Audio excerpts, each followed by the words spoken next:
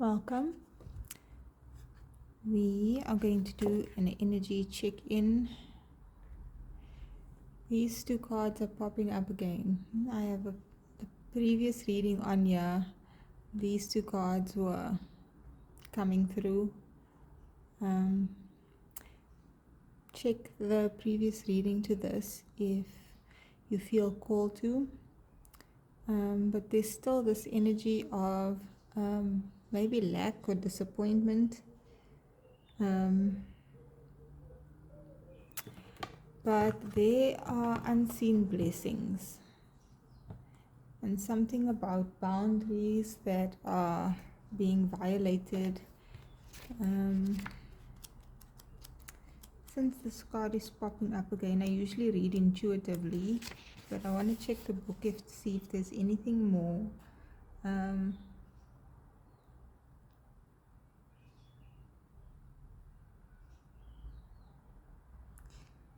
This card is about a reminder that it will soon be time to receive a harvest, something that you might have overlooked in the past.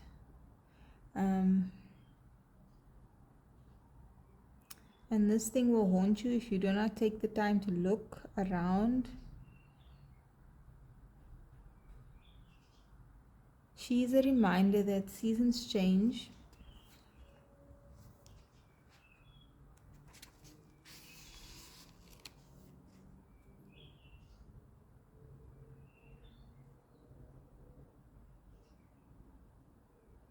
Something that is a blessing is being overlooked. It appears cloaked and seems almost invisible to you.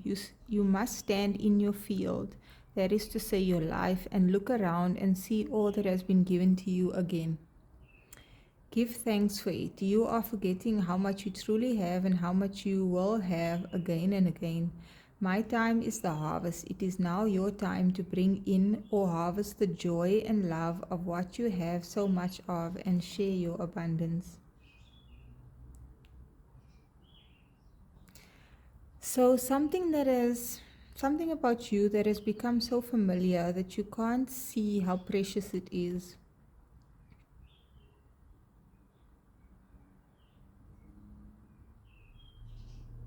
You either dislike something about yourself or you're just completely overlooking it. And this card asks you to look around, either your life or you or the external things in your life, and see the blessing that is, and not just see it, but really feel the gratitude for what you have. It also talks about outstanding money issues with this card. Do not let anyone cheat you, and know that you don't own a single thing in truth. It will all pass through your hands, but still, ironically, these things you have earned through your hard work are worth protecting. They are not too small. They are not too ordinary. You have more material wealth than you think, so please count your blessings every day.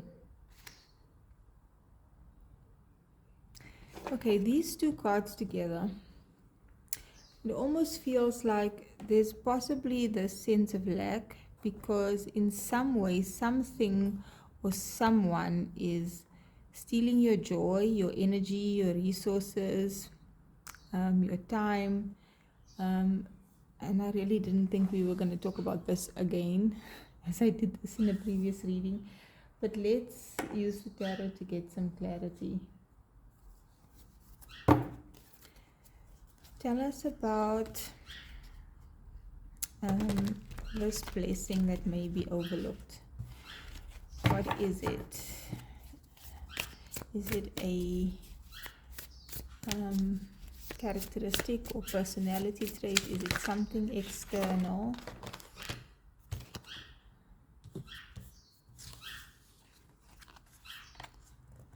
Ace of Cups and the Five of Wands.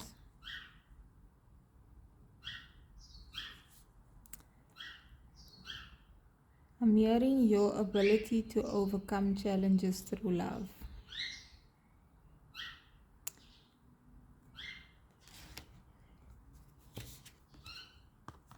and the Lovers. Make heart-based decisions, be motivated by love and not fear. And how the challenges that you may perceive is really all just like stepping stones, a ladder to get to your inspiration. Okay.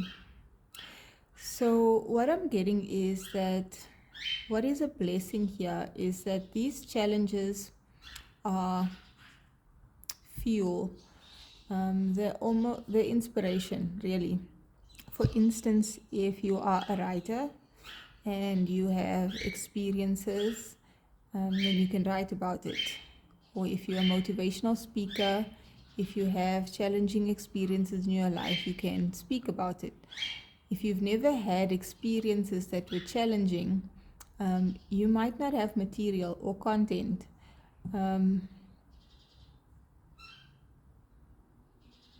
These challenges also show you what things are meaningful to you, and it is a gift in the sense that it opens your heart so that you don't make choices and live from a place of fear, but from a place of love. This also might be that these challenges are preparing you for a love relationship. And again, this can be romantic or otherwise.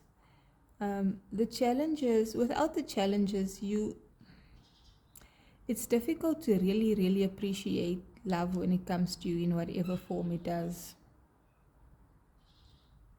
So something is being prepared here. You are being prepared, your heart is being prepared, and I guess the thing is to not allow your heart to close because of the challenges, but to inspire you to know what is love and what is not, who you should give your love to, who you should have boundaries with,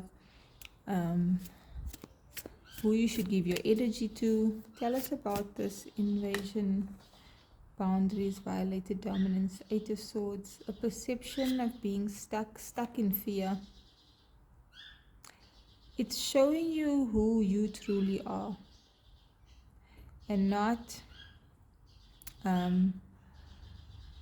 what others say you are, or the negative thoughts and beliefs you might have about yourself. It's allowing you to see who you really are and to know that you're not stuck in any way. Temperance. Balancing out your shadow and your light aspects.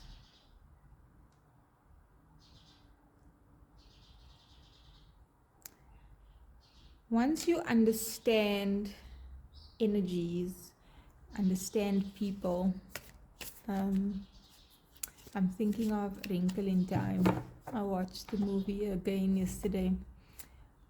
Once you understand yourself really deeply, what motivates you, what are you afraid of, what you love, and especially the negative traits about you, and even those of others that you might feel like are draining you in some way. Once you understand, then it's not so scary anymore, because then you know how to handle it and how to deal with it.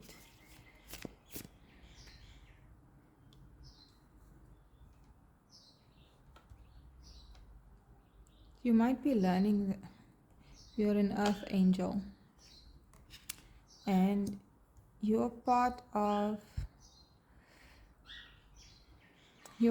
a new world. You're part of what's being created in the world right now.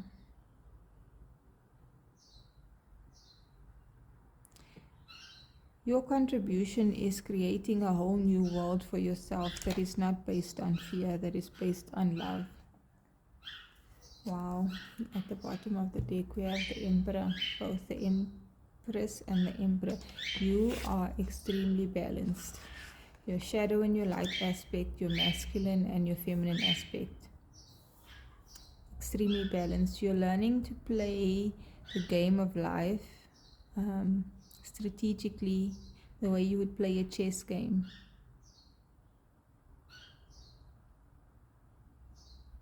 Intentionally, with integrity.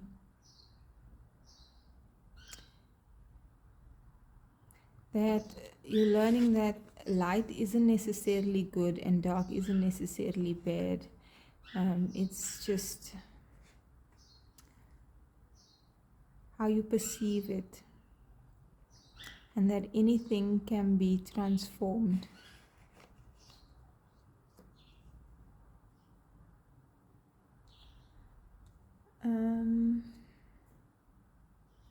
Let's get some more cards. Let's use another oracle deck.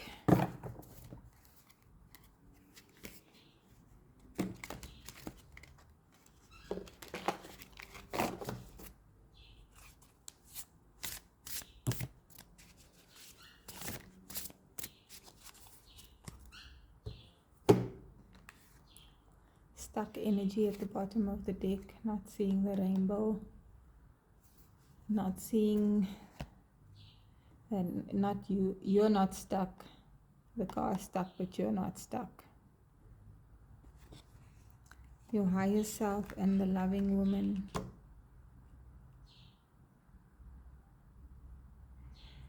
I feel like you're in a masculine energy, or a masculine you are connected with can feel really stuck, wants to be moving, but external circumstances are not allowing movement in the way you would like, but you can still walk. Your inner feminine energy is really loving, loyal, fruitful, harmonious with this number 6 card here.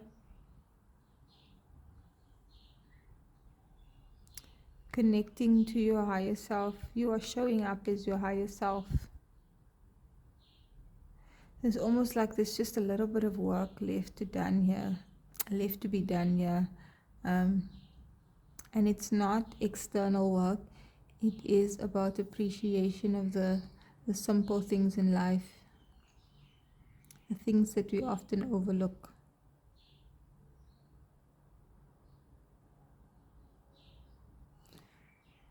Let's get some guidance. I'm going to use the Neo Tarot, which is a self-care, self-love deck.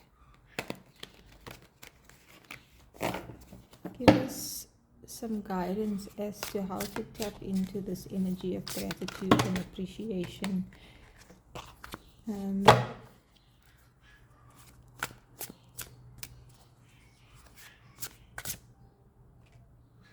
King of Pentacles.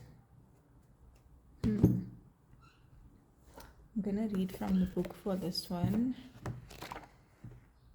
The King of Pentacles is a grounded, steady and sure, mature energy, abundant.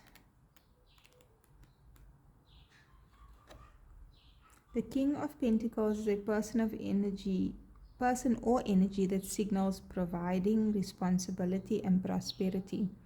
A card of utilitarianism, the downfall of this energy, when out of alignment with self and nature, is materialism. Okay, so the downfall of utilitarianism, when out of alignment, is materialism. But as long as possessions are a source of personal satisfaction and not obsession, I can't talk all of a sudden, shared freely with those in need, it's perfectly fine to be content. This card says you've earned it. Be proud. Can represent a Capricorn, Taurus or Virgo, so earth energy. There's also a fire element to it. And the affirmation says, I achieve everything I turn my mind to. I'm a magnet for abundance. The self-care tip for this card is, this may not seem instantly appealing, but the King of Pentacles knows the reward is worth the effort. Chris Rex says the juice is worth the squeeze. That said, take a couple of hours to go through your finances.